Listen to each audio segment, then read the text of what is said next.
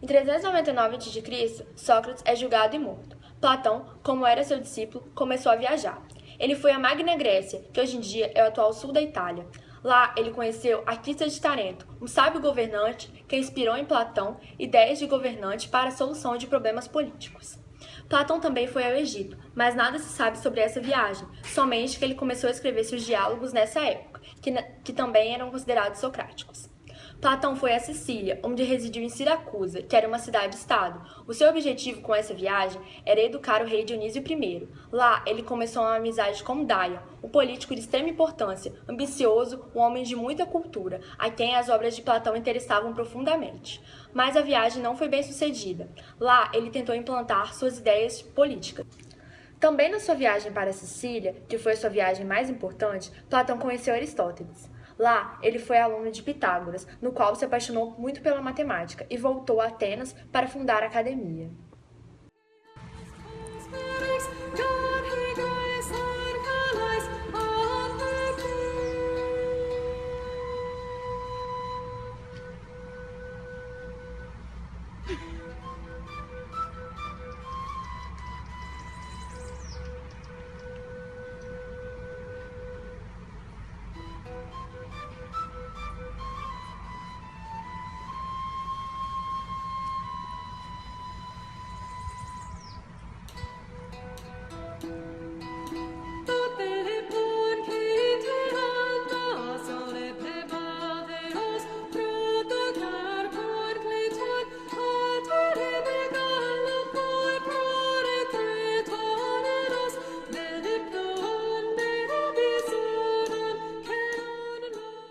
Platão volta a Atenas e entrega-se inteiramente à fundação de sua escola, conhecida também como Academia de Platão, onde todo seu conhecimento filosófico e matemático adquirido durante suas viagens foram colocados em prática junto com outros filósofos, onde se reuniam, ensinavam e aprendiam sobre tais assuntos.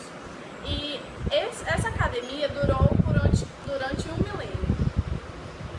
Platão foi um filósofo que deixou muitos escritos, como seus livros que abordavam muitos assuntos, como arte, teatro, ética, imortalidade, amor, conhecimento, dentre outros.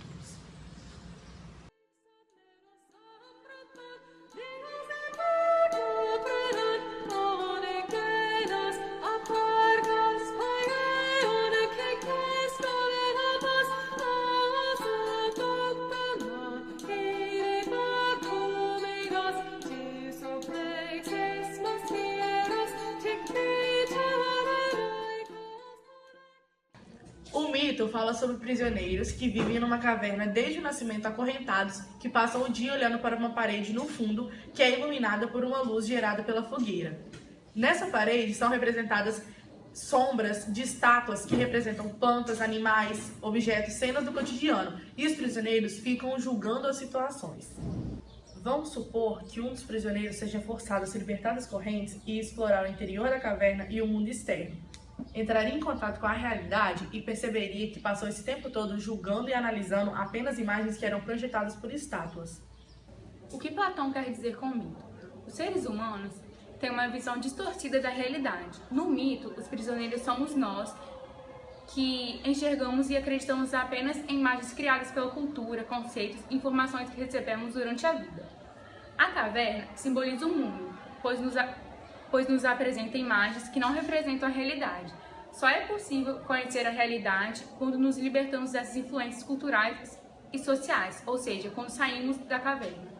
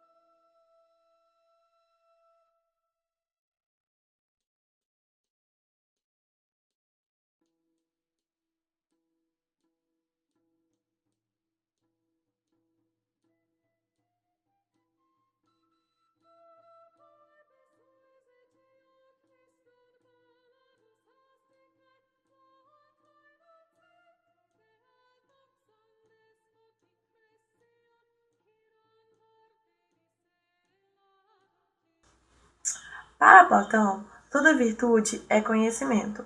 Educação é tudo, é essencial para formar uma sociedade justa. O momento ideal para educar é desde criança, para criar um homem justo, de moral. Educar, segundo ele, é tão importante para uma ordem política baseada na justiça que deveria ser tarefa da sociedade toda. E como dizia Platão, a educação deve possibilitar ao corpo e à alma toda a beleza e perfeição que podem ter.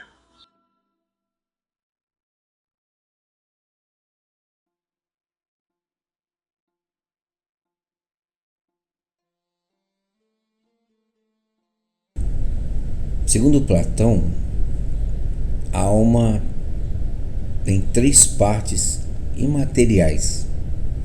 A palavra alma vem de ânimos. E as 3 partes da alma, segundo Platão, eram as seguintes: a parte racional, que é a parte que conduz à inteligência, à virtude da alma, que está ligada à mente; a parte irascível, que é a parte da vontade, do ânimos, coragem, vigor, que está ligada ao tórax; e a parte apetitiva, que são as paixões, comer, beber, sexo, o freio e o equilíbrio. A moderação na arte de comer e beber, e estão ligadas ao baixo ventre. E 3 classes são relacionadas por Platão em um quadro, que são as partes da alma, as classificações dessa parte, a função e suas virtudes. A parte racional está ligada à classe dos filósofos. Sua função é dirigir e sua virtude a sabedoria. A parte irascível é da classe dos guardiões, dos guerreiros, e sua função é defender, e sua virtude é a coragem. A parte apetitiva é da classe dos comerciantes, dos operários, do povo. A sua função é suprir, e sua virtude é a temperança.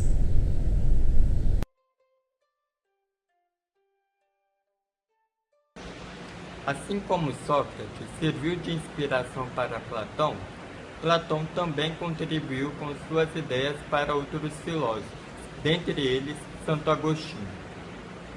Nos discursos de Platão, ele era imparcial, não estava interessado em opinar, Ele contava a história e deixava livre interpretação para o leitor, assim não influenciando em sua conclusão. Platão dizia que a filosofia é um processo contínuo, isso é, o conhecimento é adquirido ao longo dos anos. Você nunca vai saber de tudo, sempre vai ter algo a mais para aprender.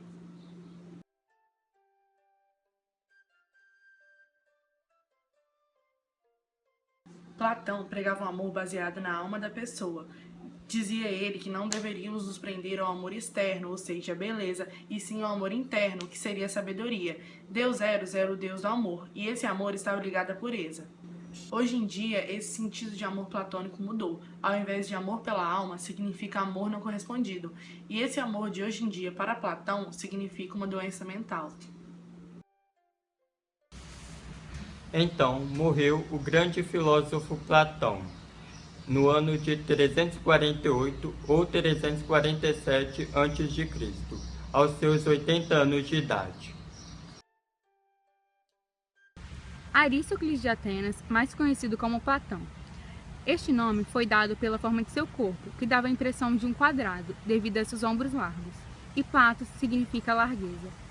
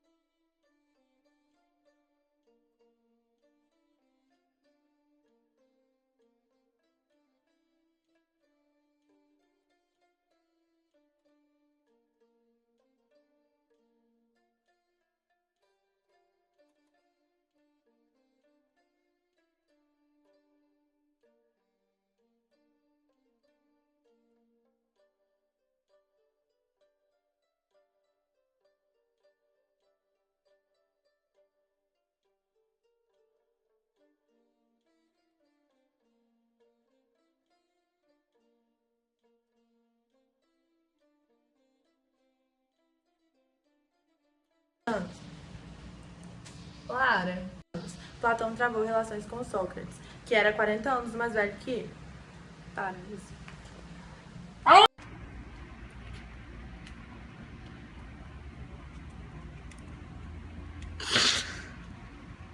Ai, meu Deus. Minha perna tá doendo. Não! O mito da caverna conta a história de três prisioneiros. Três prisioneiros? Que três, minha filha? O mito da... O nome verdadeiro de Platão